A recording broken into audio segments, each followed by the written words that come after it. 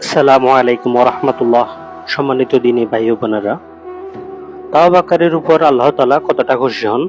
হযরত নুমান বিন বশির রাদিয়াল্লাহু বলেন, রাসূল সাল্লাল্লাহু আলাইহি সাল্লাম ইরশাদ করেন, গুনাহগার বান্দা তওবা করলে আল্লাহ তাআলা তার উপর ওই ব্যক্তি হতে অধিক খুশি হন যার সাওয়ারি বিশাল নির্জন ভূমিতে হারিয়ে যায়, অথচ তার সফরের সকল খরচ এবং তার পথের সবকিছু ওই সাহায্যের উপর থাকে।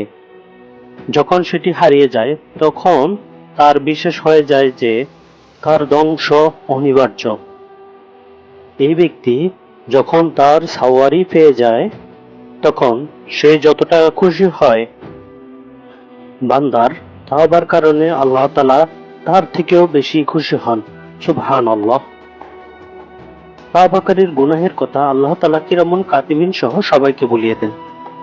যে ব্যক্তি আল্লাহর দরবারে সত্যিকারের তওবা করে, কিরামুন কাতিবিনকেও আর ওই ব্যক্তির অঙ্গ প্রত্যঙ্গকে এবং জমিনের সব জায়গাকে আল্লাহ সুবহানাহু ওয়া তাআলা তার সকল গুনাহের কথা ভুলিয়ে দেন।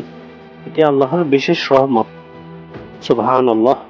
তওবার নামাজ সম্পর্কে হযরত আবু বকর রাদিয়াল্লাহু তাআলা বর্ণিত, হুজুর সাল্লাল্লাহু আলাইহি সাল্লাম ইরশাদ করেছেন, যে বান্দা থেকে গুনাহ হয়ে যায় এরপর সে ওযু করে এবং ভালোভাবে ওযু করে এবং 2 রাকাত নামাজ পড়ে, এরপর আল্লাহ তাআলার নিকট এই গুনাহের জন্য ক্ষমা প্রার্থনা করে, আল্লাহ তাআলা তাকে ক্ষমা করে দেন।